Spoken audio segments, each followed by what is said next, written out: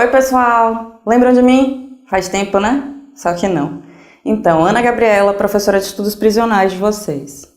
Como nós vimos falando nas últimas unidades, o crescimento do sistema prisional no Brasil foi paralelo à construção social de poder fomentada na colônia por causa do processo de escravidão.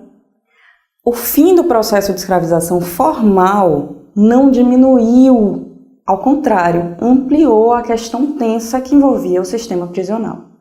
É preciso que a gente entenda o contexto. Muitas teorias vigentes nos séculos XVIII e XIX entendiam a existência de uma superioridade racial que justificaria a segregação e as desigualdades sociais.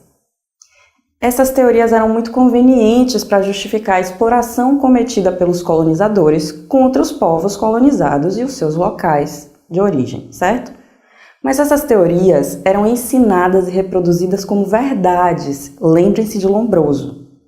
A segregação racial era fundamentada, se é que essa palavra pode ser usada aqui nesse contexto. Nina Rodrigues, Lombroso, Enrico Ferri, relembrem os estudos de vocês sobre o tema. E nós tínhamos uma crença de superioridade racial tamanha que justificou regimes como o nazifascismo. Em que é que isso se aproxima do encarceramento?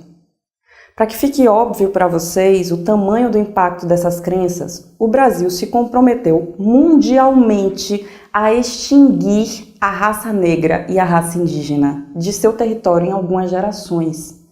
Isso seria um componente do dito progresso do país. No livro de vocês existe o discurso completo do representante brasileiro no Congresso Mundial das Raças de 1911 sobre esse comprometimento.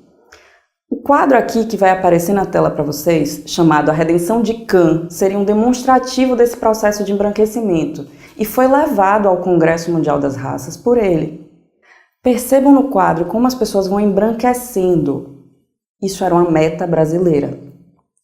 Dessas teorias racializadoras, negros e índios foram associados por anos a uma população inferior, propensa ao crime, inapta para o trabalho.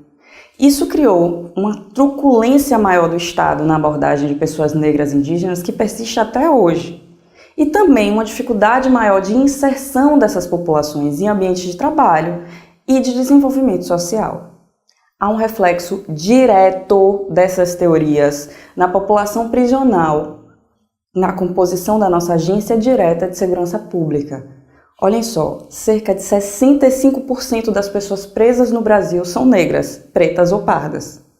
Da mesma forma, um percentual próximo disso é o que compõe as patentes de rua, que eu chamo de patentes de enfrentamento. As que tomam tiro, viram refém em motim prisional, gente, porque a oficial usualmente está resguardado. São esses os agentes de segurança pública, também, em sua maioria, pretos ou pardos. E a política estatal, ao lidar com as pessoas negras, é de fomentar a sensação de insegurança e a sensação de que o endurecimento de prisões e do tratamento social mais distante vai resolver a questão da segurança pública. Isso é uma falácia, uma mentira gigante. Mas é uma mentira conveniente às políticas de embranquecimento populacional que eu mencionei antes. Quem é que morre nos enfrentamentos? O oficial de alta patente ou o policial de fronte? Ele é negro ou branco em sua maioria? Bom, do mesmo modo, a população mais vulnerável socialmente é a mais afetada pelas políticas de grande encarceramento. Isso as faz buscar, de um modo global, uma docilização maior quando estiverem em liberdade. A docilização, vocês lembram de Foucault, é um dos objetivos da prisão. Para que serve essa docilização? Vocês podem perguntar. Para garantir que as pessoas parem de questionar o seu lugar social, o lugar social em que elas foram postas. Diante de tudo isso, eu apresento a vocês um problema. Prender mais não tem sido uma resolução para a nossa questão de segurança pública. Mas quais são as propostas de solução? Bom, tem muitas correntes trabalhando para buscar alternativas. Todas, no entanto, têm dado extrema ênfase ao desenvolvimento social como fundamento de melhoria da segurança pública. No livro, eu dedico alguns capítulos, alguma parte do livro a isso. Vocês peguem e vão encontrar, certo? Também falo sobre os formatos prisionais ao longo da história que vocês precisam saber para compreender como esse processo de docilização funciona.